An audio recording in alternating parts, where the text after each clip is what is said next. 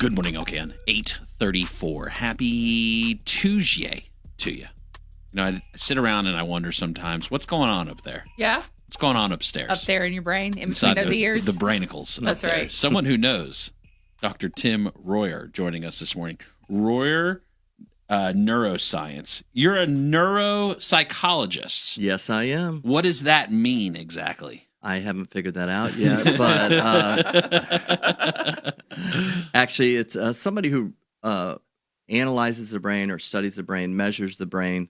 So in traditional settings, when somebody has a brain injury or there's something going on, which I did the first part of my career, I've been doing this for 32 years and looked at 70,000 brains. So, but nowadays, the last 15, 20 years, do a lot of peak performance, take elite athletes, people with just basic issues related to their brain and optimize their performance. But it starts by first analyzing the brain and understanding what's going in it. And that's what a neuropsychologist does, is they are able to analyze the strengths and weaknesses in the brain through different technology, different assessment tools. So, like, for example, when I was in 6th grade, I was driving a GoPed. It's like a motorized scooter. This and sounds like this is going to be fun. Towing a friend behind me who was on a skateboard. Sounds safe. His skateboard went under the back tire and I flipped over and hit my head. Had a concussion, they said. So is that like the level of what you're looking at? It's like, well, you know, originally, so the first 10 years of my career in the 90s, I was a division chief at a large children's hospital. So there we saw a lot of clinical things: epilepsy, brain tumors, head injuries. I do a lot of work in the NFL, and we do look at concussion. But beyond that, like at the San Francisco 49ers, where we have a brain room, we work with every player there, not just somebody who has an injury, but they need to use their brain as well as their body. And it's really what's making the difference isn't how tall or fast they are, but how well their brain works. And so getting them to sleep well, getting them to optimize hormone functioning, production of testosterone is related to deep sleep, focus, stamina, all those things are things we can teach the brain. We're in a culture that says, hey, let's just medicate everything that's wrong with the brain. But the greatest pill for the brain is itself. If you can get the brain in a feedback loop where it learns from itself, it can do some absolutely amazing things. And so at this stage, that's what we do, is really work more with, yes, we will work with people with injuries, but just the average person on the street, trying to help them sleep better, trying to help them get off their meds, or if they're trying to perform very well in their craft, whether that's in, you know, entertainment or whether that's in sports or in the workplace, we enhance that functioning, make them function stronger. was there like a single moment that you can remember back to where you're like, I want to work on people's brains? Like, I want to do this. Yeah, you know, that was interesting. After high school, I had no idea what I was going to do. And I, you know, went to my mom and said, hey, I don't think I'm going to go to college. And she said, well, that's not happening. So you said brains. So it was crazy because I was like, I want to do something, you know, but I don't want to go to school. And I came up with this idea. How about if I go to Africa and help build a hospital?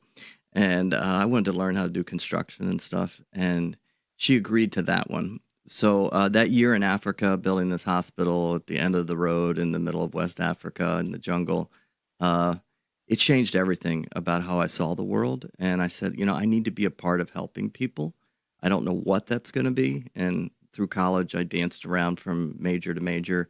But I finally landed on the brain, and I think it's the greatest frontier. I mean, as deep as you go into the brain, it's far more expansive than the entire universe.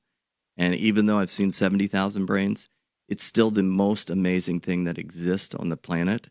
And anything that I can do to help somebody improve the functioning of their brain, it's a calling, it's a mission. Like my wife and I are business partners in RoyerNeuroscience, and we say, you know, saving one brain at a time. That's what we're here to do, is get one brain at a time. I love it. Yeah. Can save some local brains coming up June 12th at VerdictRidge Country Club. Talk about the event you got coming up. Yeah, we're doing the Reclaim Your Brain. About 20 years ago, 15, 20 years ago, we did a Reclaim Your Brain series in Michigan where we used to live.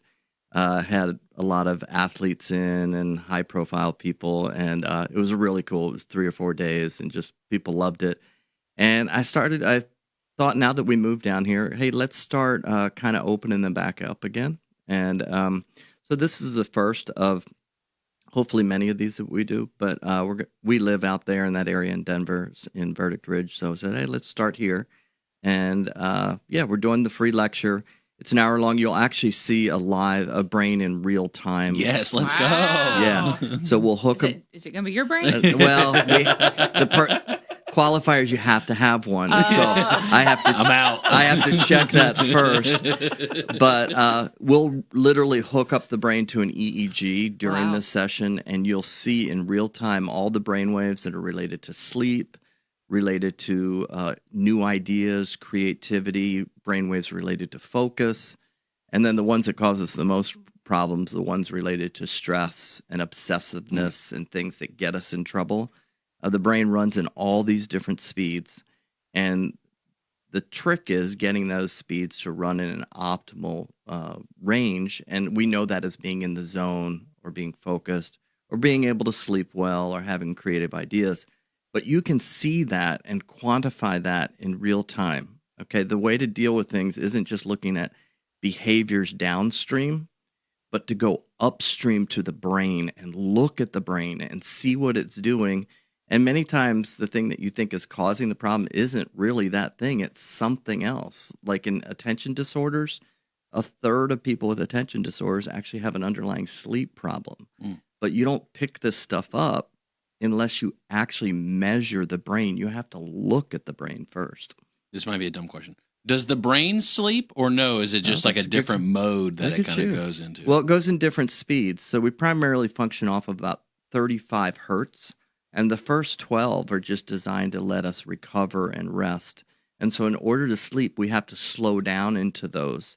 And those are very slow frequencies, but they're always moving. So from the time you're born until the time you die, you will have electricity running through your brain, and that's what keeps you alive. But the different speeds allow you to do things. You know, when you can hit every single putt in a round of golf, your brain is in a certain speed, and we measure that. Like I've worked with Bryson DeChambeau, and I've worked with number one in the world in golf 5 times, number one in the world in tennis 9 times. And these individuals under pressure, their brain does absolutely totally different things than the average person. And it's really cool to see that in real time. And we can actually take our technology on the course and see the brain in real time while the person's playing. Dr. Tim Royer of Royer Neuroscience. He's got the Reclaim Your Brain lecture coming up on June 12th, 7 p.m., Verdict Ridge Country Club. Then he'll have an online version on June 17th. So for Royer Neuroscience, besides you and your wife working together, which is awesome, by the way, how the brain's connected that way, that's another conversation. But what else is going on at Royer Neuroscience? What else do you guys do on a day-to-day basis? Yeah, so we work with people all over the country. Like I said, we have a brain room at the 49ers where I have staff. We have people at different universities, Liberty University. We work with every one of their student athletes. We've worked with golf teams all over the country. And then we just work with just the average person or somebody with significant clinical issues. So we have a whole autism group that we work with. But recently I wrote a book. We have 3 different books, but one that is available to all your listeners. Okay.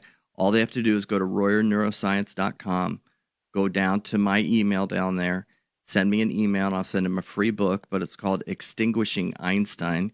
And it talks about this epidemic we're in of overdiagnosing people and looking at deviation as a bad thing, when really deviation can be a good thing. And we try to medicate and put people into boxes. And how do we look beyond that and really look at the brain and understand it? So I'm passionate about this, as is my wife, Amy. Shout out to her. It's her birthday today.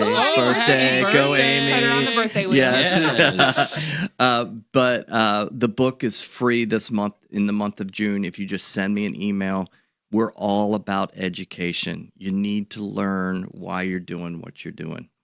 And only 30 seconds left, so a little question I'll give you. Screens, does those matter to the brain at all? Oh, big time. Yeah. Yeah, your brain is works off of light. That lets you, blue light is what wakes you up in the morning. But if you do blue light at night, your brain starts to wake up and decreases your melatonin production, which we don't want to do. That's another discussion. Sleep is one of our areas of expertise. We tracked over 400 different NBA samples when I worked in the NBA for a number of years that we can talk about it sometime. Very Yeah, cool. Dr. definitely. Tim Can't Royer, wait to have you back. Royer Neuroscience, absolutely. Reclaim Your Brain lecture going down June 12th, Verdict Ridge Country Club. Visit RoyerNeuroscience.com. You can get that book, Extinguishing Einstein. Learn a little bit. Keep that brain going. Absolutely. I only know one speed in this brain. That's I've seen that.